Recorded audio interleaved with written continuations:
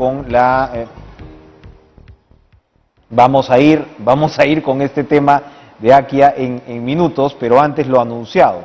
Conversamos con Mariana Alegre, directora del colectivo Lima, cómo vamos a propósito de, bueno, la reforma, ¿no? La reforma del transporte, la reorganización anunciada por el ministro Silva, ministro de Transportes y Comunicaciones de la ATU y la SUTRAN.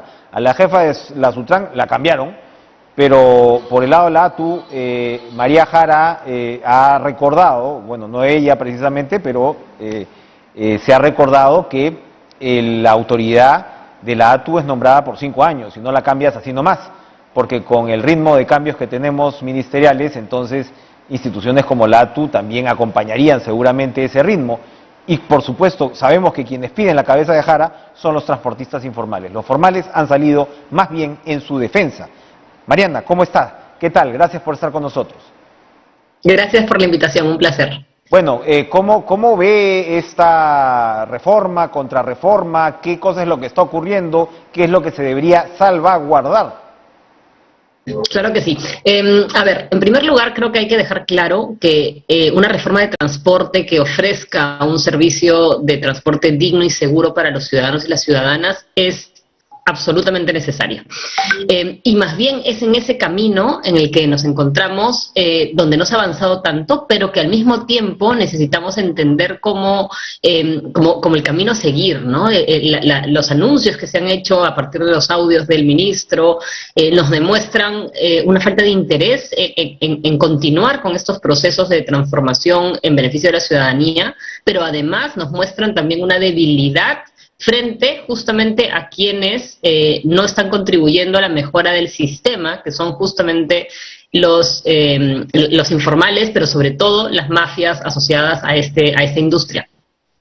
Claro que sí. A ver, y cuando uno revisaba en realidad el proceso de reorganización del transporte, uno observaba que en realidad el cronograma no es que fuera de la noche a la mañana. O sea, lo que estaba planteando, o lo que plantea María Jara, al frente de la ATU, es una reorganización que, por cierto, incluye racionalización de rutas, buses con patrón eléctrico mucho más cómodos, como usted señala, para el usuario, porque lo que no hay que olvidar es que así como la educación, el objetivo es el alumno, en el transporte es el usuario, no el transportista, y además informal en este caso. Entonces, ¿por qué en medio de estas condiciones que parecen razonables para adaptarse a un nuevo modelo, por qué estos transportistas piden la cabeza de la autoridad?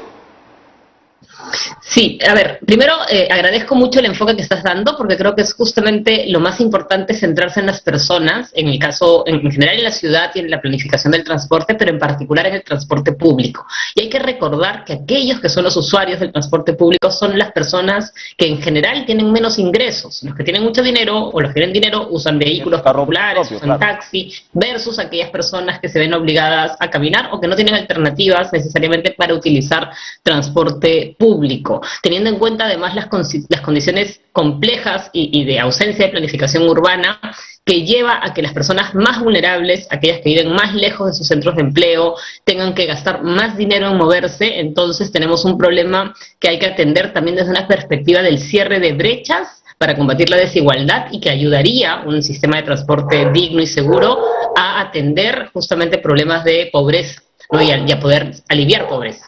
Teniendo eso claro, entonces, lo que nos encontramos ahora es que existe, a partir justamente de una ausencia del Estado histórica en poder brindar un servicio de transporte esencial, un servicio público esencial como es el transporte a la ciudadanía, un montón de oferta paralela, de servicio de transporte paralelo, a partir de la necesidad. Entonces, es importante reconocer que los servicios de colectivo informal o los servicios de combis informales o ilegales existen porque hay una ausencia de servicio y una ausencia de calidad de servicio. Y a eso es a lo que se apunta con la reforma de transporte, a solucionar la prestación del servicio vigente, pero también a cubrir aquellas zonas no atendidas y a atender la demanda insatisfecha.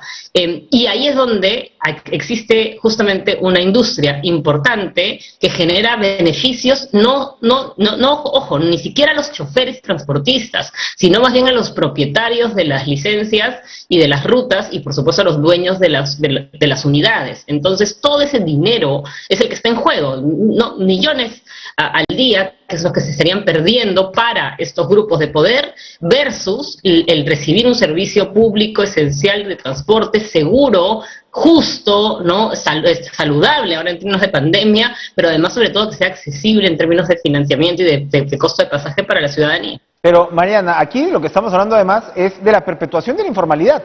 En medio de en fin, las imágenes lo dicen todo, ¿no? En medio, y de, como usted señala, de un sistema público de transporte que no le hace la vida fácil al ciudadano.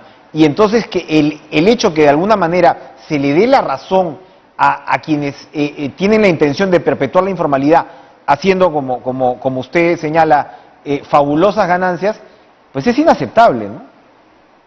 Así es, y además creo que es contradictorio con el espíritu del gobierno actual, que justamente busca reivindicar los derechos de las personas más vulnerables, ¿no? Entonces estamos hablando de un gobierno para el pueblo, es justamente el pueblo el que toma transporte público, entonces hay que ofrecerle calidad en el servicio, viajes dignos, viajes seguros, que no pongan en riesgo sus vidas, que no bloqueen las oportunidades de conseguir empleo, porque justamente parte de los problemas del acceso a empleabilidad tiene que ver con la conectividad. Entonces, ese mensaje es contradictorio cuando lo que se le dice al pueblo es, bueno, no me importa cómo viajes, no me importa si mueres en un accidente de tránsito, si te atropellan o si pierdes mucho tiempo en el transporte público, si gastas mucho dinero viajando, porque en realidad estoy favoreciendo a un grupo particular. Yo entiendo que hay obviamente presiones y entiendo también la difícil que implica las transformaciones en ese sentido de las reformas de transporte. En Santiago de Chile, de Santiago de Chile, por ejemplo, la ciudad generó una transformación, una reforma de un día para otro. Lo que implicó eso fue claramente difícil y complejísimo, y por eso muchos países y muchas ciudades optan por procesos más graduales.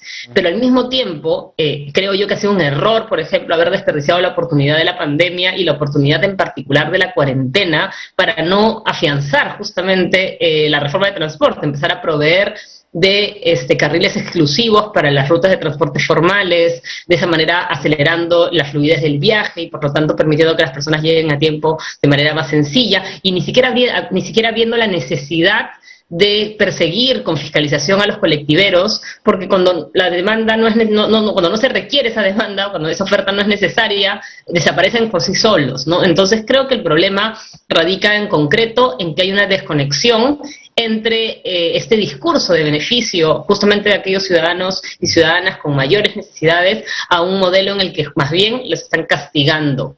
La premier Mirta Vázquez ha dicho que la reforma de transporte no va a parar. Yo creo que ese es el camino a seguir, por supuesto, reforzando, mejorando y corrigiendo aquellas cosas que haya que corregir. Nadie está diciendo que no hay críticas en el proceso de lo que está avanzando y que el camino está andándose demasiado lento, pero eso no significa convalidar y perpetuar un sistema informal que, como bien dices, no lleva a nada bueno y simplemente beneficia a unos pocos. Por ese lado, para terminar, ¿se quedó la ATU cuando se refiere usted a que se ha perdido mucho tiempo? Creo que ha habido lentitud en alguna serie de procesos, no solamente en la ATU, sino en general, en la gestión misma del transporte a nivel nacional. Ojo, hay que tener en cuenta que hay varias ciudades que están impulsando sistemas de transporte integrados, pero que también están avanzando con algo de lentitud. Creo que hay también, obviamente llegó la pandemia pues cambió las prioridades y eso es entendible. Creo que igual hay que ser más agresivos, pero no se requiere solamente, esto no es una decisión solo de la ATU, se requiere financiamiento público, se requiere una política de Estado nacional. Si eso no hay, inclusive por más fuerza que le coloques a una entidad como la ATU, no vas a lograr sacar adelante las cosas, porque esto implica una articulación completa, ¿no?, de un sistema de transformación entero que venimos teniendo hace 30 años en la capital y en general en el país, y que toca cambiar, ¿no? El modelo de la guerra del centavo y comisionista afiliador no soluciona las cosas, perjudica a choferes, a usuarios, por supuesto, y en general a la ciudad y al país. Dramáticamente claro. Ojalá la primera ministra cumpla con su palabra, en todo caso, de continuar e impulsar la reforma de transporte. Gracias, Mariana Alegre. Vamos